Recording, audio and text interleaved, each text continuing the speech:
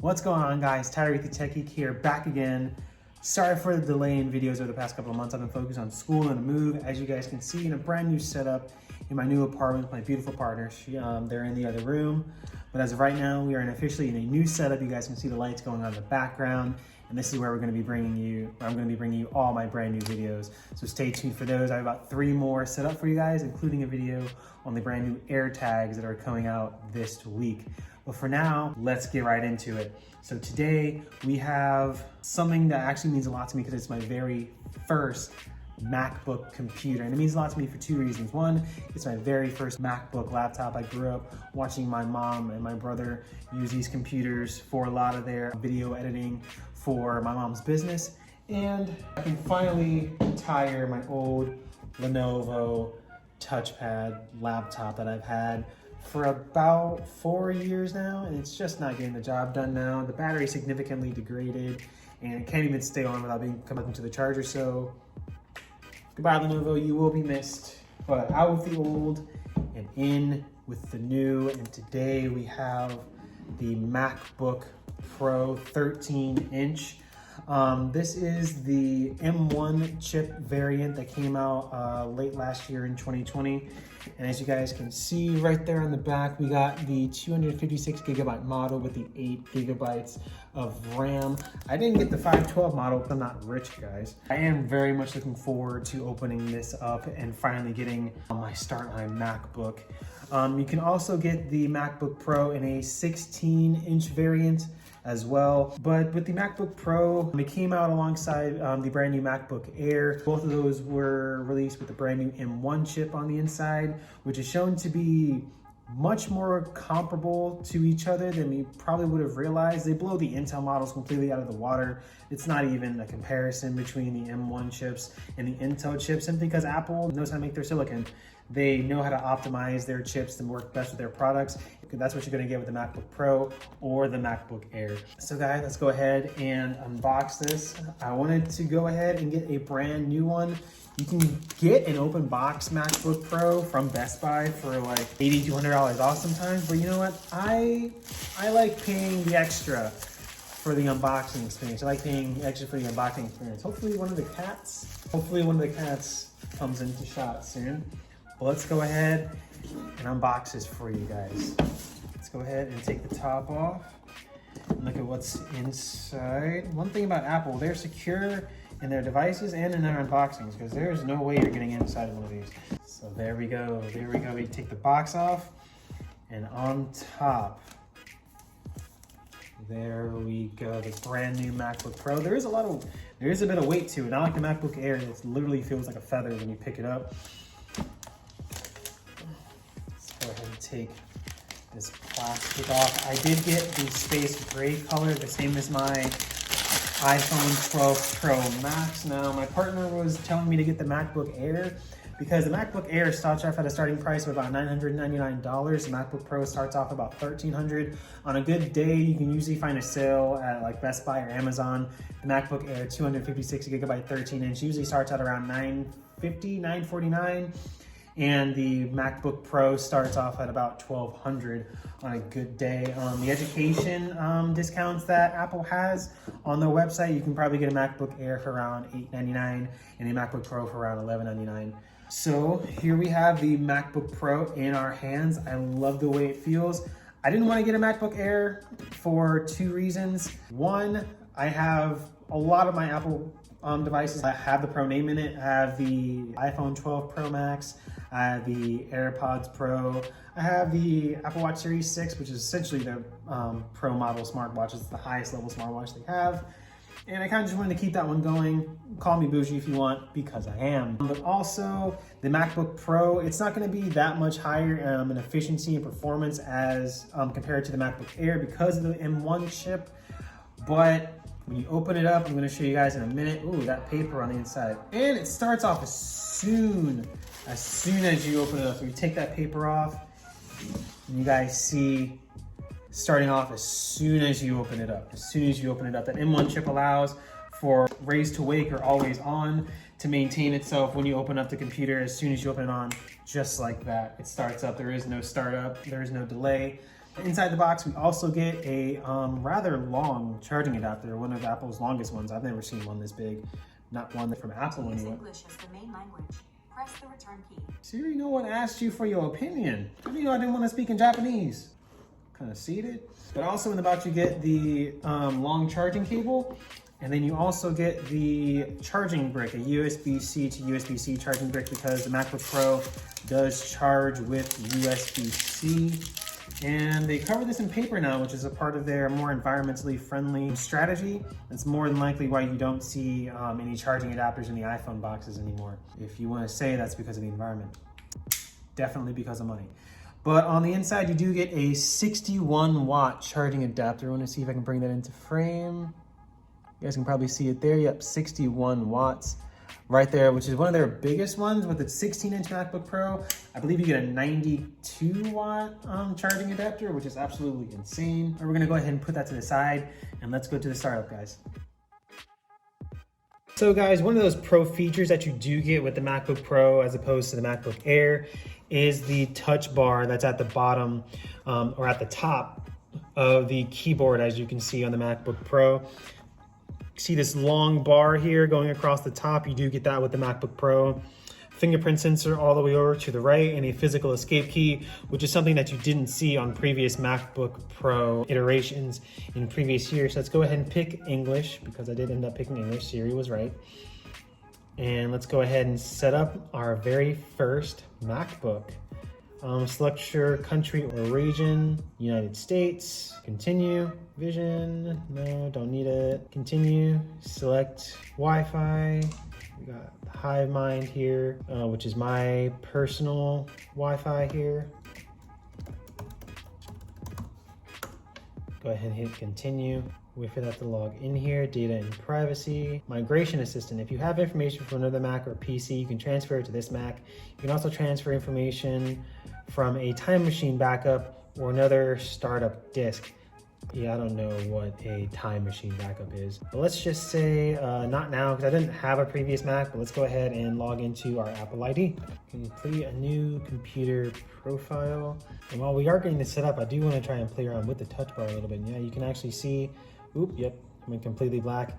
And the touch bar is going to be completely different than the actual physical capacitive keys that you'll get with like a MacBook Air or any of the previous iterations of the MacBook, because it's essentially just a touch screen on a bar on your keyboard. And honestly, I love that aesthetic. I could have saved about $250 by getting the MacBook Air and doing away with the touch bar. If you look at some surveys that have been done by YouTube channels like Max Tech or Unbox Therapy, the touch bar is actually a pretty divisive topic. You either love it or you really don't have an opinion on it. It's kind of just there. And you want to use it for, you want to use a MacBook Pro, not for the touch bar, but you want to use it for the extra power. The MacBook Pro does come with 8 CPU cores and 8 GPU cores. The MacBook Air, you can get a variant of it with either 7 or 8 GPU cores, which actually doesn't seem to make a big difference in terms of performance, especially when you're talking about the M1 chip, because the M1 chip kind of destroys all those comparisons between these two computers. At the end of the day, it's really more about whether or not you want the touch bar at the top. And we're gonna go ahead and enable Siri. Say, hey Siri, hey Siri, hey Siri, open the documents folder. Hey Siri, show my downloads. Hey Siri, what's the weather? Hey Siri, what does the rest of my day look like? Jeez, Siri wants to know everything about me. All right, so Hey Siri is ready. Apple setup process is quite long, but also quite worth it. So you do get Touch ID over all the way over to the far right on this little black square to the far right of your keypad or your keyboard, which I really like. So I'm gonna go ahead and put my index finger. I really wish they would bring this back to the iPhones, because with a lot of modern phones these days, you have 2 biometric solutions, which is really what people are probably looking for now, especially in the day of masks with coronavirus. Everyone should be wearing their mask. So Apple did come out with a new update with 14.5, which will allow people to unlock their phones while wearing a mask. But I feel like it would just be easier to add another biometric option, such as putting a fingerprint sensor in the actual display, which we've seen with multiple devices now on OnePlus phones, Huawei phones, and even most notably Samsung phones with the in-display fingerprint sensor. So it would just be nice if Apple actually brought that to the table. So our Apple ID is set up. Apple Pay, we'll go ahead and continue. So all of that should come up just from my Apple ID. The integration with everything else in the Apple ecosystem is absolutely tremendous. All right, so we're gonna go ahead and set this up later. Choose my look. Okay, so you can either do a light background when you're inside apps, dark, or it just changes automatically, probably according to what the time of day is. I personally like dark. Not just because it looks a little bit more sleek, but because the darkened pixels help save battery life as well. You do get a little bit of extra battery life in the MacBook Pro as opposed to the MacBook Air. You get about 17 hours of internet searching time, which will be enough for anyone to get through any hard work day. There have even been some stories by Marquees Brownlee where he's worked his entire day on this computer, turned it off, and then didn't even have to charge it the next day. That's how big the battery is inside the MacBook Pro. So we got our MacBook set up, our MacBook Pro set up, and honestly, I am in love just from the start. So let's go down here. The integration with everything in your Apple ID. Your messages should come over as well, or you might just have to start a new thread, but that's completely fine. Wi-Fi calling, we got that set up. And honestly, I am very much looking forward to adding this MacBook Pro to my repertoire of Apple products that I have already on deck. This is gonna be my main editing computer as well, because those 8 CPU and 8 GPU cores are gonna be an absolute monster when it comes to video and photo editing. And I'm gonna have a ball going through this computer and doing all my video and editing stuff, video and editing on it. And you can see the touch bar there, illuminating at the top. There's gonna be a lot of things that you can do with it. Not just control center controls or music or volume controls, which is what I'm doing now. You're using the touchpad or the touch bar to adjust volume, play, pause. Oh, I just started up Apple Music. Start listening. Is it gonna play something? Are we gonna get something? Oop, I'm already a subscriber. So let's go ahead and sign in. Of course, I'm gonna block this out so you guys can't log into my stuff. I love you guys, but not that much.